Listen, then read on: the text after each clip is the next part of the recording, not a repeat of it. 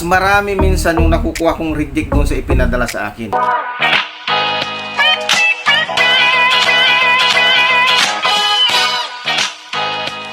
Salamat po tayo Mento and like and share po.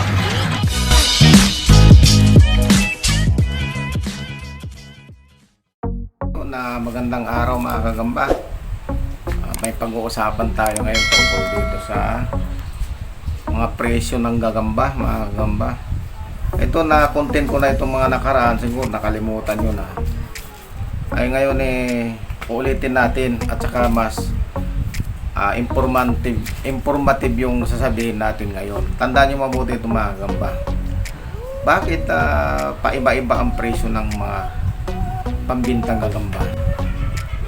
Siyempre, bago natin umpisan yung mga gagamba, shoutout muna tayo. Kaya Christian, Joshua, Noah, Jumauas, kay Ayedam, kay Risti, Udjongan, kay Mirasol and Araneta family, Listen to Me, Mark Tirado, Jerry B.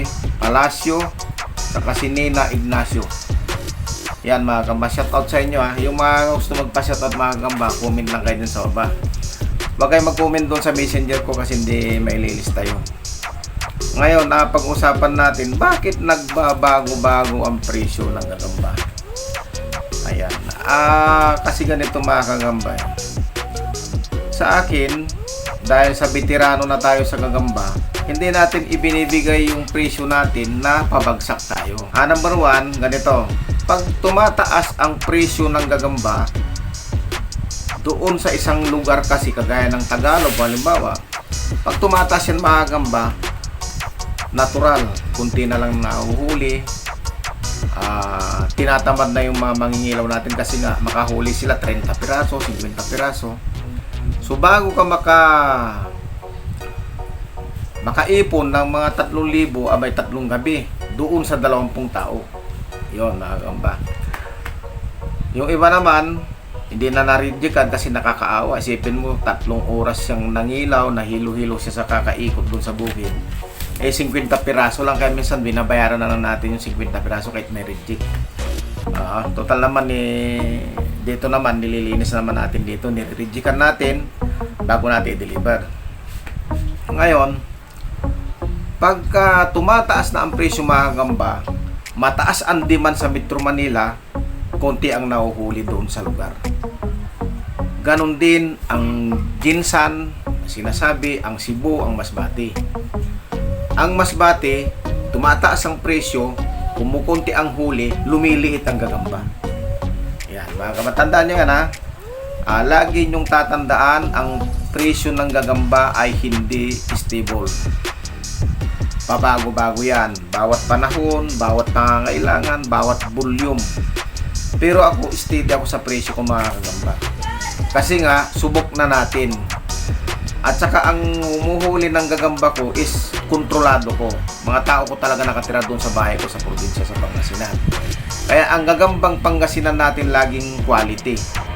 Kasi nga, hindi kayang pantayan yan nung mga ibang nagpaparting. Kasi nga sila, kung ano yung pinarating nung kanilang ahente, hindi nila makontrol. Kasi pag sinabihan nila at naghigpit sila doon sa ahente nila, hindi na sila bibigyan. Yan. Kasi ang mga ahente na yun, so yun, doon tayo sa mga ahente. Yung mga ahente kasi mga kagamba na magugulang na, ririjikan nila doon sa mga mangingilaw. Tapos, pag alis ng mangingilaw, isasaksak nila ulit doon sa i-deliver dito sa atin. Kaya ayaw ko na sa kanilang mga gamba. Napakagulang na nila. Yan ang nangyayari. Kawawa rin yung mga buyer na wala silang magawa kasi pag nag-inarte sila, hindi sila bibigyan sa panahon ngayon. Kasi karamihan ngayon, yung mga reseller, rumikta na lahat yung mga reseller doon sa mga ahente natin sa probinsya. Pero ako may sarili akong mangingilaw, hindi sila pwedeng magbigay sa iba. Kasi doon sila nakatira sa bahay ko. Yan mga gamba. Yan ang katotohanan dyan. Kaya yung quality ng gagamba natin, namimintin natin. At saka yung iba na ahente na nagbibigay sa akin, minsan umaayaw ako. Kasi nalulugi lang ako. Mas marami minsan yung nakukuha kong reject doon sa ipinadala sa akin. Kagaya nung isang ahente ko na binitawan ko kumakailan lang.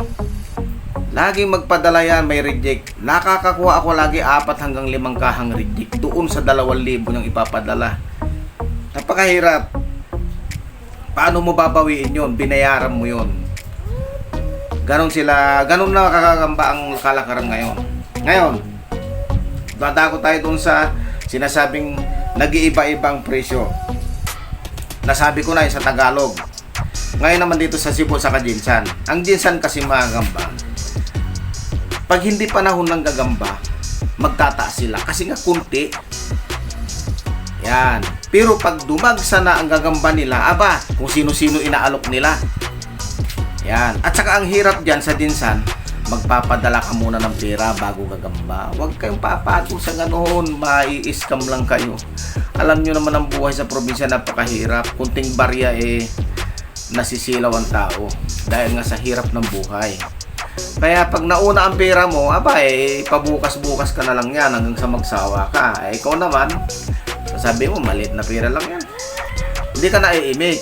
Pero malaking bagay yun sa isang kagaya ko na umaasa lang naman sa maliit na kita.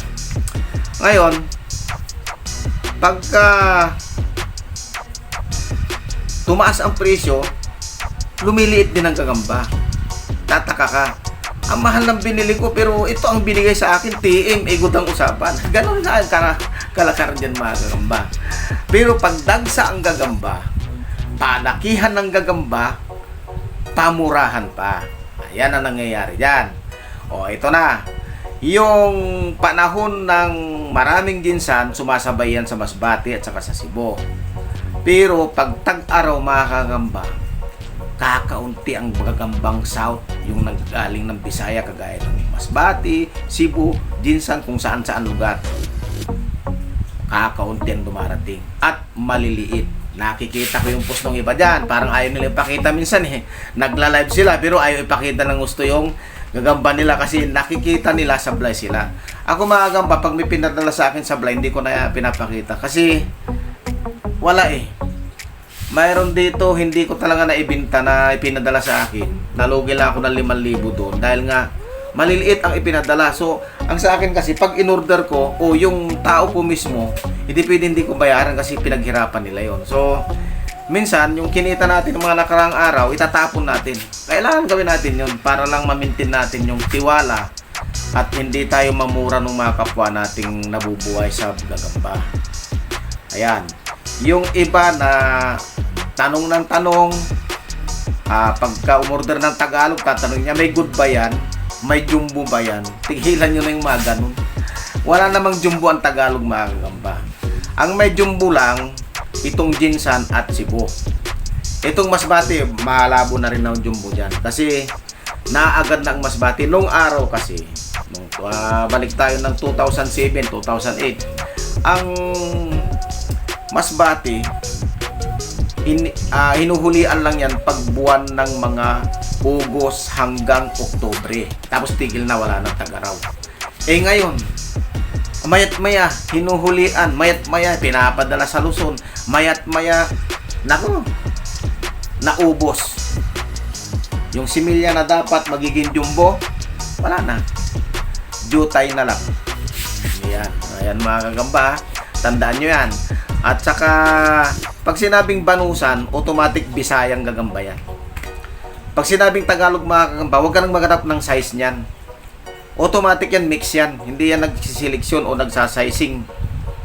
Maliban lang sa akin, kung umorder ka ng sizing, sasabihin ko sa'yo, doon sa 3,000 na gagambang Tagalog at humiling ka sa akin ng sizing, isang kaha lang ang pwedeng kunin doon. Kasi bakit? Sa isang kaha, ang kailangan kunin mo lang doon, 3 hanggang 4 na piraso lang. Hindi mo pwedeng kunin lahat yung malaki doon dahil hindi mo na mabibinta yung naiwan. Kaya hindi pwedeng iseleksyon yan o isaising yan lagi. May pagbibigyan ganyan, 1-2 tao lang. Yan. Pero kung sasaysingin mo lahat yun, magiging reject yung may iwan. So, ganun pa rin ang suma total nun. Ganun pa rin ang pinagbentahan mo doon. Nagpagod ka lang. Kaya ang masasabi ko lang yung mga order dyan, kung maghahanap kayo ng seleksyon, bumili na lang kayo ng ilang kaha, iselect nyo na lang. Mapipili nyo pa yung gusto nyo. Halimbawa, may dumating ang 3,000. Pumili ka ng 5 kahanon sa 3,000. Alin yung kursunada mo. Huwag ka na malalaktaw doon sa hindi mo kukunin ka, isusundutan mo pa. Lugi naman ako doon. Ganyan dapat mga kagamba. Ganon. Ayan. So, napag-usapan natin ngayon yung, yung bakit tumataas at bumababa ang presyo ng gagamba. Ito pag bumaba naman mga kagamba, kagaya sa Tagalog, pag bumaba, abay mababang mababa, lalo na yung mga baguhan, ay mababa talaga ang ang post nila. Pero tayo stable tayo dun sa presyo natin. Kasi ginawa na natin man lugi, mga kagamba. Ayun, dahil sila, kung kumita man sila ng 500 doon sa padala sa kanila, hindi nila napapansin kasi kinakain na sila nung lugi nila na hindi nila nararamdaman. Akala nila, hawak nila yung pera nila. Akala nila is kumikita sila, pero hindi. Lahat na ng paraan mga gamba, ginawa na natin yan. At saka yung malalaki, yung sinasabi nila laging ginsa na tawag dito sizing o banusan, kahit kailan hindi ko pinapatulan yan mga gamba pagka sinabing magpadala ako ng pera. Tigilan nyo na ako. Lokohin yung lilang nyo. Padala mo muna yung gagamba at siguradong babayaran kita. At least, yung may patay, may lilis na natin. Ay, kasi ba nung pinadala ko sa yung pera, pinadala mo daming patay, ay kumusta naman yung namatay? Yan ang nangyayari sa mga pumapatol sa pera muna bago gagamba. And then, hindi ako magpaparating ng malalaki. Mas gugustuhin ko pang kumuha sa mga nagparating kaysa ako magparating. Bakit? Yan ito. Ito, take note to Pero sa susunod na episode na lang siguro natin pag-usapan yan mga gamba. Kasi baka para mas ma-perfect natin yung pagsabi natin, kukonsultahin muna natin yung iba natin mga kakilala, baka maapektuhan sila So yun, napag-usapan natin ngayon yung tungkol sa presyo, yung tumataas at bumababa. Sa susunod na episode mga kakamba, pag-usapan naman natin yung panggugulang o paano mga klase na mga pagbibinta ng mga gagamba, kung paano kumita, kung paano kayo hindi malugi. Yan. So, yun mga kamba, hanggang dito na lamang po. Hanggang sa muling pag-upload. Maraming salamat. Hi! Subscribe po kita Mindo. Like and share po. Bye!